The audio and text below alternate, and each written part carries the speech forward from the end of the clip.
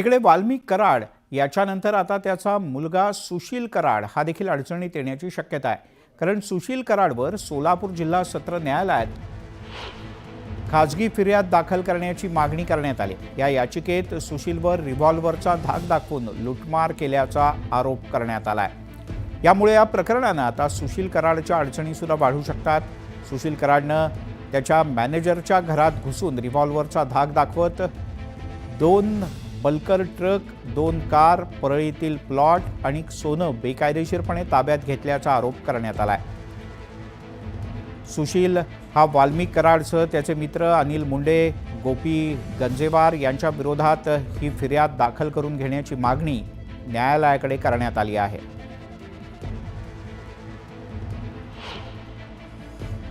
सदर चा तक्रारी अर्ज केला होता सुशील कराड व त्यांच्या 2 साथीदारांविरुद्ध।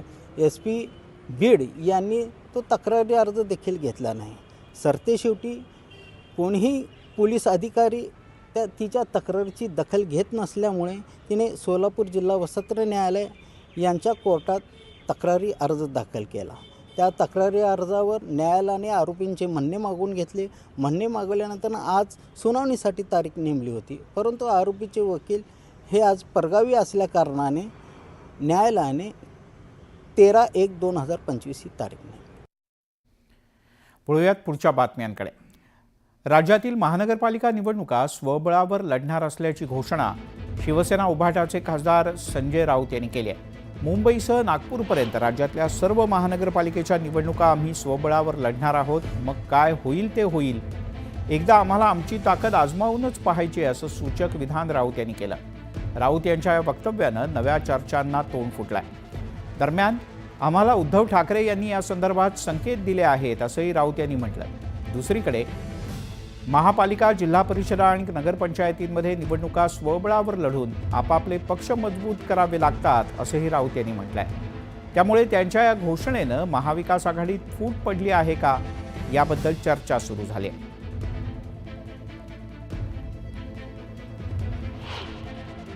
मुंबईसह नागपूरपर्यंत मी सांगेन आम्ही स्वबळावर लढू, काय होईल ते होईल, एकदा आम्हाला आजमावायचंच आहे।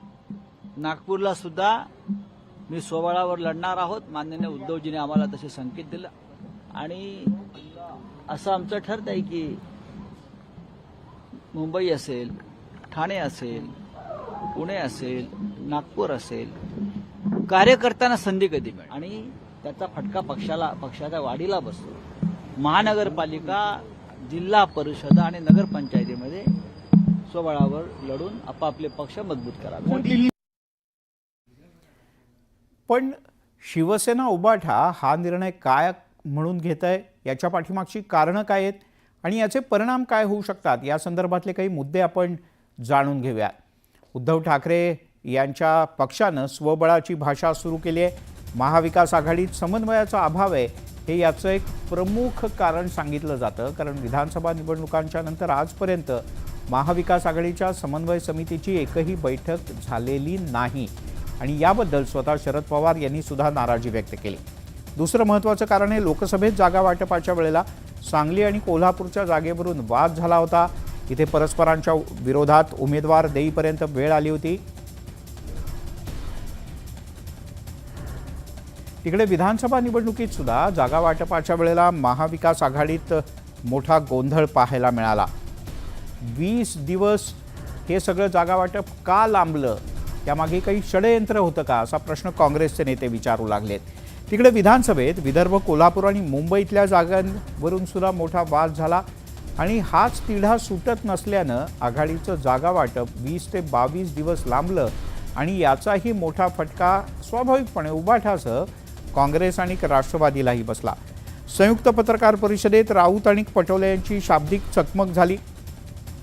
अर्थात चकमक काही क्षणांची असली तरी त्यात पडद्यामागे बऱ्याच काही गोष्टी घडल्या आहेत आणि त्यासुद्धा या स्वबळाकरता कारणीभूत आहेत। शरद पवार यांच्याकडून महाविकास आघाडीच्या समन्वयावर नाराजी व्यक्त केली गेली आहे। गेल्या काही दिवसांपासून भाजप ठाकरेंची वाढणारी जवळीक ही प्रामुख्याने काँग्रेसच्या करता चिंतेचा विषय आहे।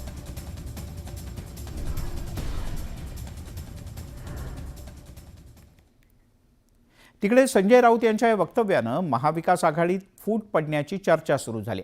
यावर काँग्रेसच्या नेत्यांनी प्रतिक्रिया दिली. मात्र श्रेष्ठींच्या सोबत चर्चा करूनच निर्णय घेऊ असं काँग्रेसचे नेते म्हणतात. त्यांचा पक्ष आणि आमचा पक्ष हे दोन स्वतंत्र पक्ष आहेत. आघाडी धर्म पाळण्याचं काम आम्ही सातत्याने केलं. लोकसभा असेल किंवा विधानसभा असेल, आमच्याही कार्यकर्त्यांचं म्हणणं होतं की आम्हाला जास्त सीटं मिळायला पाहिजे आणि त्या ठिकाणी आम्ही त्या मागणीसुद्धा केली होती. पण ज्यावेळेला आघाडी धर्मामध्ये आम्ही काम केलं त्यावेळी आम्ही आघाडी धर्मामध्ये पूर्ण प्रामाणिकपणे आणि मेहनत करून काम केलेलं आहे. मला वाटतं संजय राऊत आणि त्यांच्या पक्षाबद्दल भूमिका मांडली, तशीच भूमिका आमच्या कार्यकर्त्यांची पण आहे. आम्ही आमची भूमिका आमच्या पक्ष श्रेष्ठींशी चर्चा करू आणि पक्षश्रेष्ठी जो निर्णय घेतील तो आम्हाला मान्य असेल, त्यानंतर आम्ही आमची भूमिका घेऊ. आम्ही आमच्या पक्षश्रेष्ठींच्या जवळ आम्ही चर्चा करू आता पुढं काय करायचं ते, पण त्यावर काय एकदम उत्तर दिलं पाहिजे किंवा टिप्पणी केली पाहिजे मला वाटत.